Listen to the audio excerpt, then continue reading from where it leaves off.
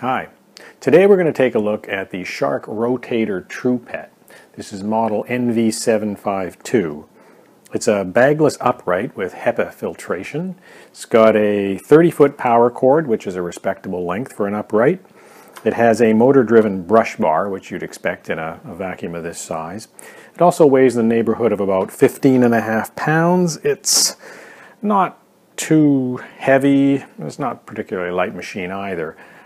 Today we're going to run it through its paces and take a look at some of the features of the vacuum. The vacuum comes with a host of accessories and tools which we've laid out here. Here we've got the dusting genie, which is essentially a crevice tool with an extendable brush on it. We've got the pet upholstery tool, and you can see the red velvet strips on the top and the bottom. Those help ensure you don't mar or mark your upholstery. This is a dusting brush, which is good for doing hard surfaces and upholstery as well. There's the TruePet motorized brush. Now it's a heavier tool because indeed it does have a motor in it. It's good for pet hair, obviously, and also for loose debris and stuff on upholstery and on other surfaces. It's also got a suction release on the top in case the suction's a little too powerful. This is what's known as the hard floor genie. It's an interesting tool. It's got a suction channel in the front and an area for a microfiber pad here. And the microfiber pad comes with the vacuum cleaner. And it's pretty easy to install. You put it on, it's got a couple of tabs that reach over and attach to a Velcro strip that's on top of the device here. So it goes on pretty easy. And there you go, you've got a nice soft dusting pad. You don't want to use this on a wet surface, or you don't want to dampen the cloth or anything. It's for dry only. And when you're finished with it, it's machine washable, and it comes off again pretty easy. All of these things fit into the bag, nicely provided by Shark. It's an accessory bag. Over here is something called the canister caddy. This is the unit that converts the upright vacuum into a canister vacuum, and we'll show you how that works a little later on. Probably one of the most interesting aspects of this vacuum cleaner is its ability to operate as an upright, a canister, and to some extent a handheld vacuum. And here we can see it in upright mode.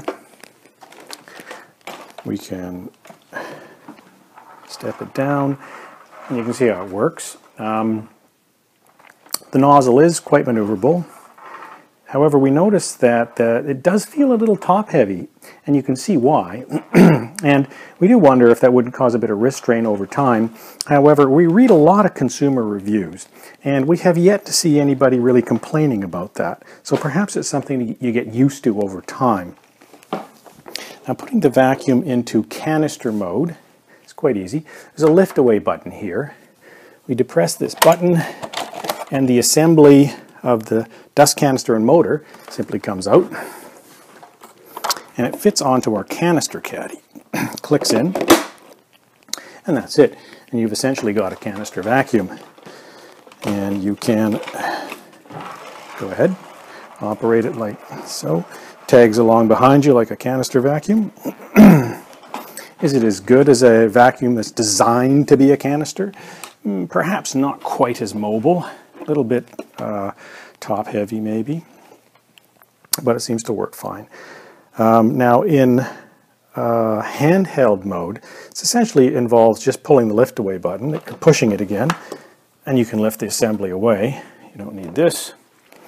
And what you have at this point is a vacuum you can essentially walk around with. Now you may not want to use the full vacuum nozzle here, and so you can go ahead and, let's say, put a tool onto the vacuum handle. Now this makes it's a great little tool for doing stairs and a few things like that. In addition, the tools, they fit onto not only the end of the handle, they also fit onto the wand. So we can take the wand here, there's another button, releasing the wand, goes onto the handle, and we can go ahead and put the tool onto the end of that. So now, we have a much longer reach, more comfortable, And you can still walk around with this unit. Putting everything back together is also very easy. Once you figure out where all the buttons and things are, we can put the nozzle back on the end of this thing. We'll stand it up, and then the assembly, that's it, and you're back in your upright mode. The vacuum handle here has several controls on it. Here is your basic on-off, which is very conveniently located. Here you have brush bar controls, or brush roll, some people prefer to call it that. The bottom here is hard floor. Now what that means is that the roll in the main nozzle, the bottom of the vacuum, it won't spin on hard floor. That ensures that there's no scattering of debris when you're using it, and it also ensures that it's not scuffing hard floor. Some hardwood surfaces can actually get scuffed by if your brush roll is spinning. Second up here is low pile carpet, and that's a very short carpet, and that'll start the brush roll spinning. And we move it up to the top. This setting is called thick carpet and area rugs. Now the brush bar continues to spin here, but what happens is it opens these side vents, and it helps to reduce the suction at the main nozzle, which allows you to still move the vacuum across thick carpet and also to vacuum area rugs without pulling them up. Now down in the main nozzle of the vacuum cleaner, you'll see the brush bar in here, and I've actually added a neat little feature which is a clear window, so you can see, for example, if anything's gotten raveled up or tied up in there.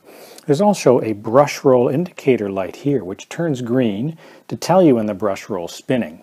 Now, an interesting feature here is no matter what setting I have on the handle, this brush roll is not going to spin when the vacuum's in an upright position like this, and that ensures that you don't stop the vacuum with the brush roll spinning and, for example, burn your carpet. So now I'll turn the vacuum on. You'll see, not only will you see the bright headlights across here, but you'll notice that the brush roll, no matter what my setting is here on the handle, will not spin.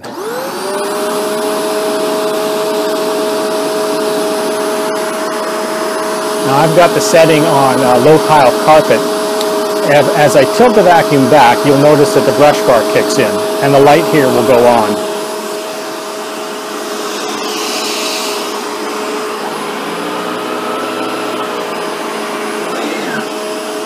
And again, it turns itself off as soon as I tilt the vacuum into the upright position.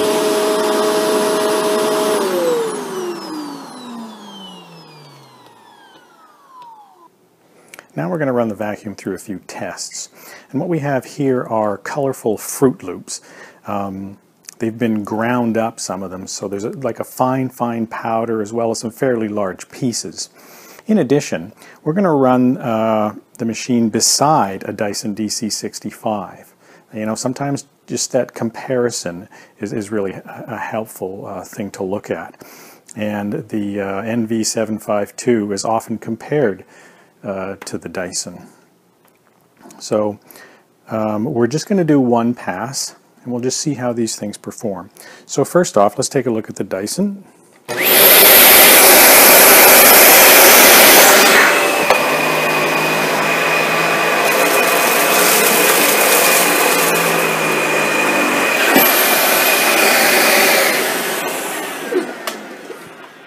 Okay, you see it left some debris behind.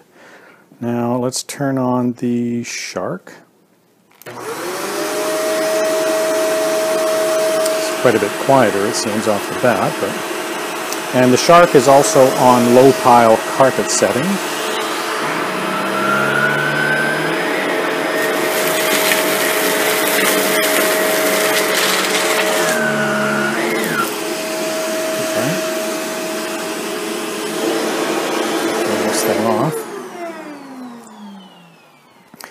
Well, they both left a bit of debris behind. Now, if we want to take a closer look, you can see this is the debris left behind by the Shark. And we'll move over. We'll take a quick look at the debris field of the Dyson. And the Dyson does look like it left a little bit more behind.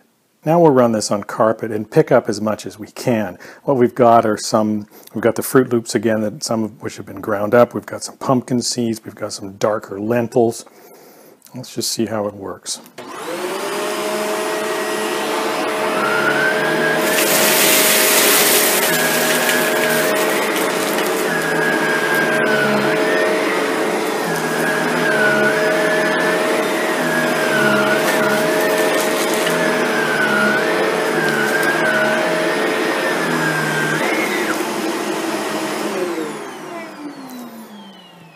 The vacuum was set on low pile. Seems to have done a good job. Of course, you have to move it back and forth over the same spot several times, but of course that's also extremely heavy debris. Seems to work pretty well. Now we're going to measure some noise levels. Noise level is an issue for some people. We're going to do a comparison again, the DC65 and the Shark. What we've got is a digital sound level meter set up 3 feet away from the vacuums. Each vacuum will be tested with the brush bar off and then with the brush bar on. We'll record the decibels and we'll let you know the results.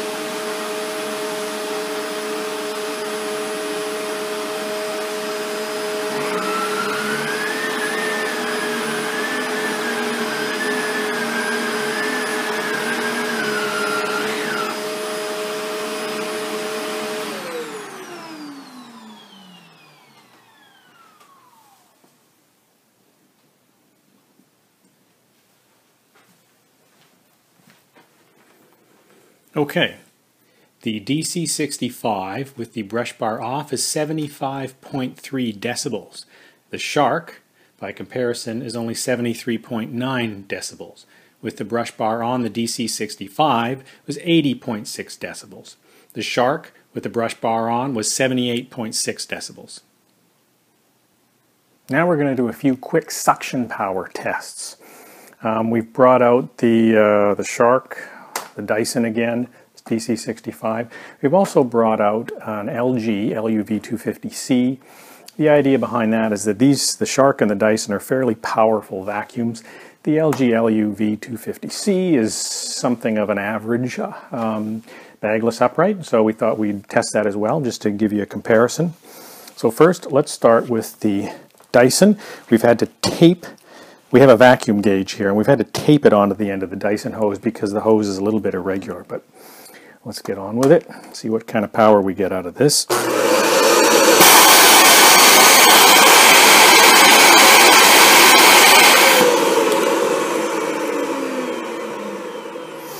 Okay, that spikes up to about 26 kilopascals. Now let's take a look at our Shark. It fits nicely onto the end of the handle here. We don't need any tape for this one.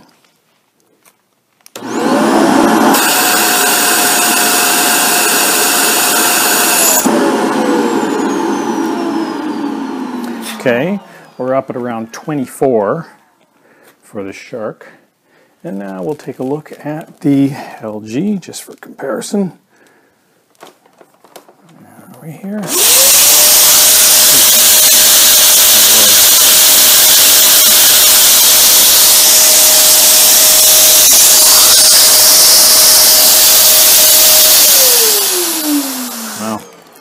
we're seeing about 9.5 on the LG, although I can tell there's actually suction leaks around the hose near where it enters the vacuum, and so it's probably not as well sealed as these two, but it certainly produces less suction. Emptying the dust cup is similar to that of other bagless vacuums. There are two buttons that you squeeze here, and they're labeled dust cup release. Comes away really easily. At the bottom, there's a button that will open up the bottom door, if you will, and we do that, and you put that into the dustbin, close it up again, and it fits back on pretty quickly. Now we'll see how the vacuum performs on pet hair. This is white dog hair. As you can see, we've put it on the carpet and ground it in to the best of our ability, jumping up and down on it, walking back and forth on it. We'll have the carpet set, or we'll have the vacuum set to low pile carpet. Let's see how it performs.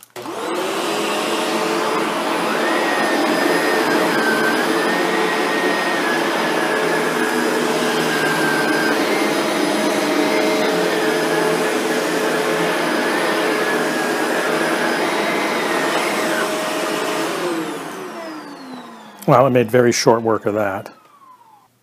Now we're going to take a look at the cleaning ability of the True Pet motorized brush. We've attached it here to the end of the handle. We've got more ground-in pet hair and a few other odds and ends. Now typically you probably wouldn't be using this on your main area of carpet, or at least an area that you could go over with the machine, but this will give you an idea of the cleaning ability of this motorized tool.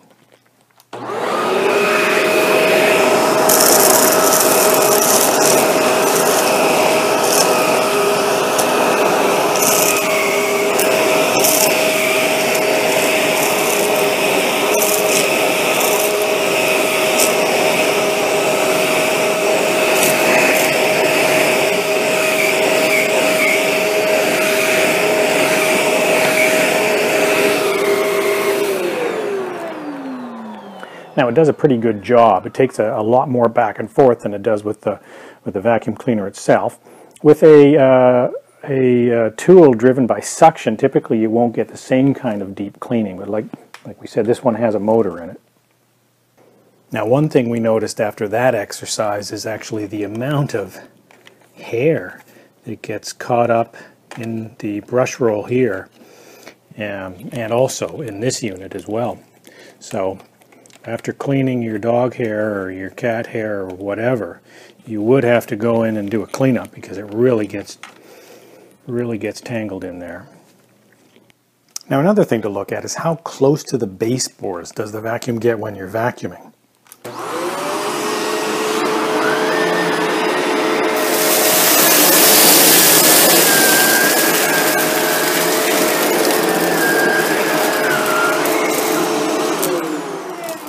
Now that worked really well. It was up tight against the baseboards. But looking at the underside of the nozzle, we can see that this right side of the vacuum is going to clean up much tighter to the baseboards than the left side. So let's see how the left side performs.